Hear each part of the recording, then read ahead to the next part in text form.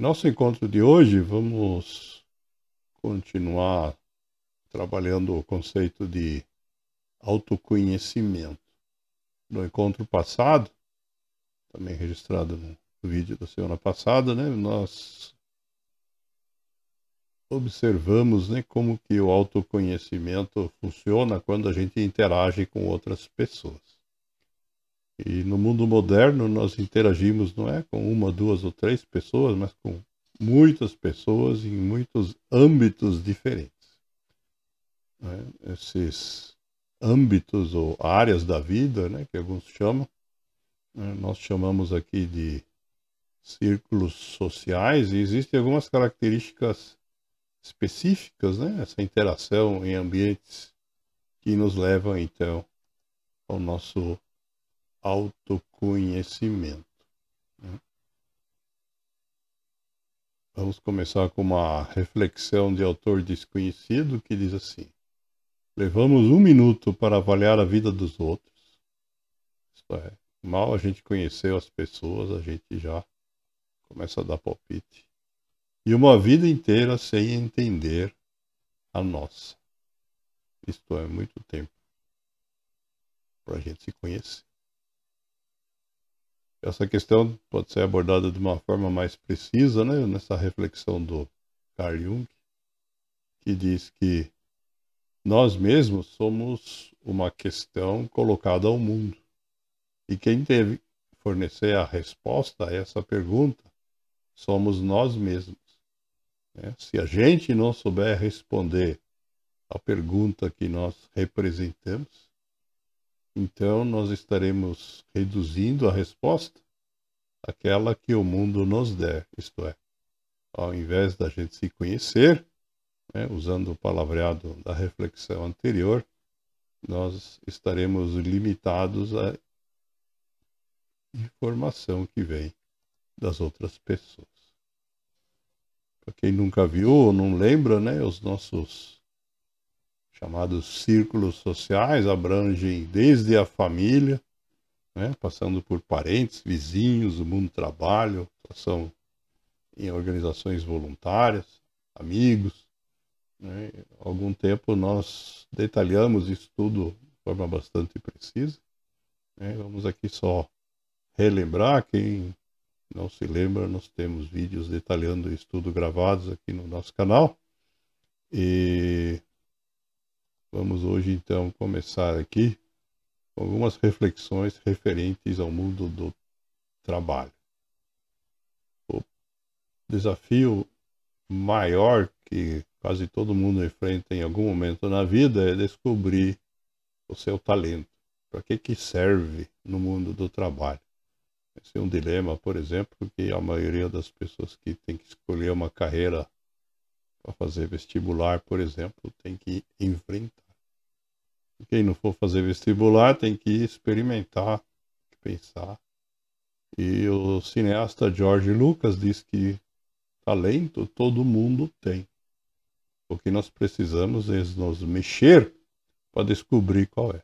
Isto é, a única forma que de fato nós temos de descobrir qual é o talento é agir. Ficar sentado pensando não nos leva ao autoconhecimento. É através da interação com os outros que nós vamos descobrir. Essa questão já foi abordada na antiguidade. Aristóteles disse que quando os seus talentos encontram as necessidades do mundo, ali está a sua vocação. Possivelmente nós tenhamos mais que um talento. E nesse caso, então, nós, de acordo com essa dica do Aristóteles, temos que escolher aquela que mais está alinhada com o que o mundo precisa.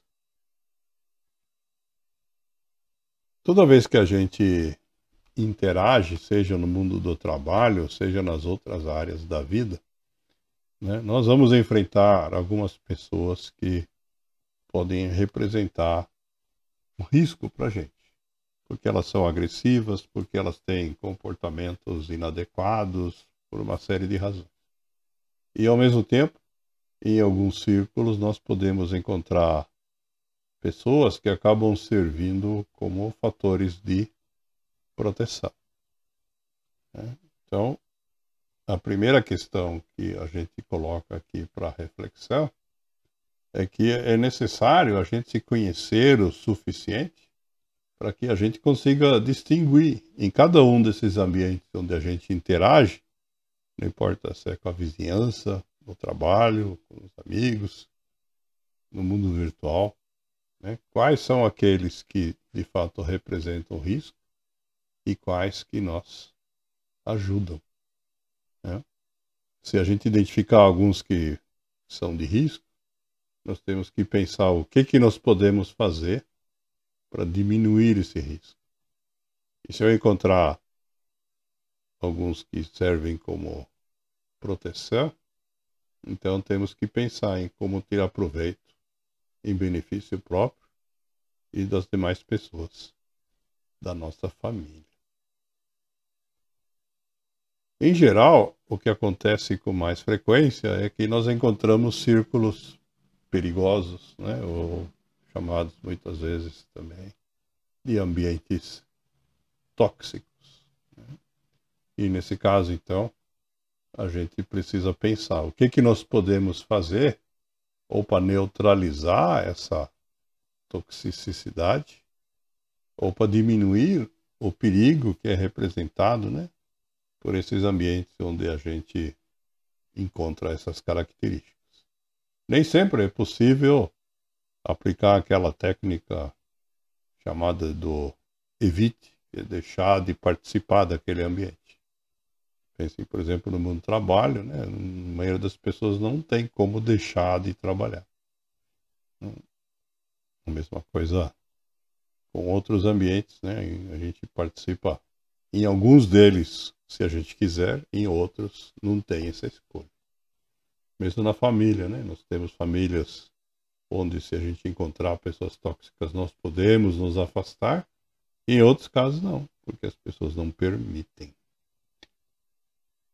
O que é importante na avaliação desse perigo é a gente ter consciência de que na sociedade moderna, né, existe uma confusão entre o comum e o certo. Isto é, falando numa linguagem bem simples, Maria vai com as outras e está na moda, né? Comportamento de rebanho também, que é chamado por alguns. Isto é, se todo mundo, entre aspas, está fazendo, então deve ser o certo, eu vou fazer também, não vou pensar. E isso leva a gente a errar, né? Porque se nesse círculo houver questões tóxicas, nós vamos nos intoxicar. Portanto, o primeiro passo é a gente saber reconhecer essa diferença entre o que é frequente e o que de fato nos serve. Essa questão não vem de hoje, né? Temos aqui uma reflexão de um escritor alemão do século XX, escritor que famoso por escrever livros infantis, né? Que viveu sua infância na época do nazismo, adolescência na Segunda Guerra, e que nos deixou essa reflexão que diz que quando se trata de controlar seres humanos, não há instrumento melhor do que mentiras. Porque os seres humanos vivem de crenças. E crenças podem ser manipuladas. O poder de manipular crenças é a única coisa que conta para quem quer de fato controlar seres humanos. Então cabe a nós entender isso e não permitirmos sermos controlados pelos outros.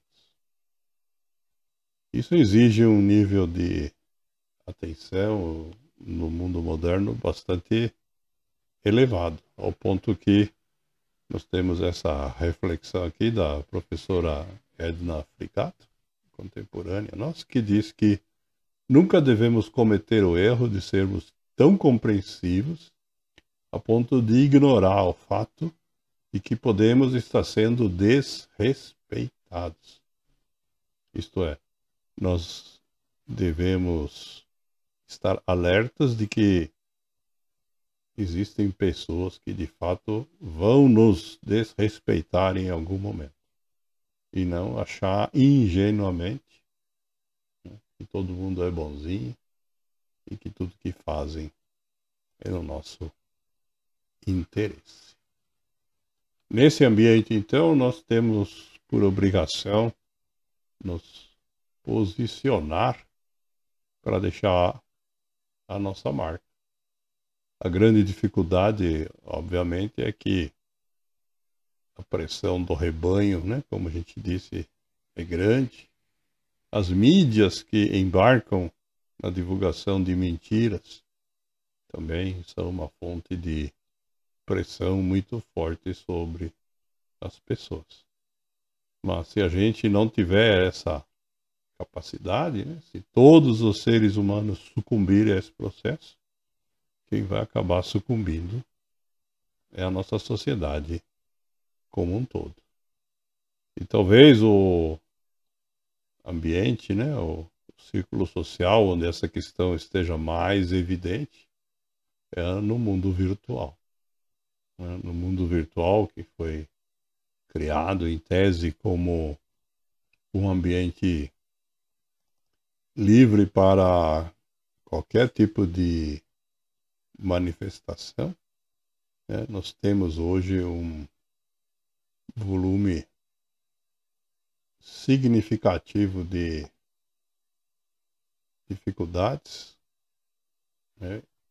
Com a evolução da tecnologia, inteligência artificial, inclusive crescentes, e que exige um nível de preparo de cada um de nós para de fato podermos viver adequadamente nas redes virtuais.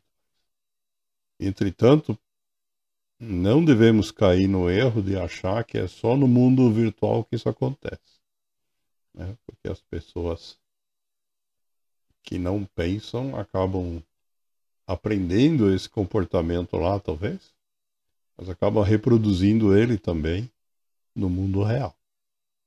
E aí, então, precisamos ser bem observadores para entender isso e não cair nesse erro. Essa questão pode ser compreendida melhor se a gente usar essa reflexão do Confúcio, que é bem antigo, que diz respeito aos presentes. Diz ele que um presente é como uma ofensa. E no lugar da ofensa nós podemos colocar cada uma das mentiras, né, que a gente recebe, seja lá em qual ambiente. Cabe a nós, segundo Confúcio, simplesmente decidir se vamos aceitar ou não esse exercício é que, entre aspas, livra a nossa cara. E se você tiver dificuldade com isso, né, temos uma dica aqui do Steve Jobs. É uma forma da gente se lembrar quem somos, quais são os nossos valores, o que a gente quer, é relembrar quem são os nossos heróis. Quem são aquelas pessoas que você admira, né? Quando a gente admira alguém, não importa se é um filósofo, um esportista, um ator, é porque tem alguns atributos que nós valorizamos. Então, se a gente fizer esse exercício mental e se retirar da comparação, né, e avaliar o que está acontecendo na opinião desses nossos heróis, isso talvez possa simplificar esse processo.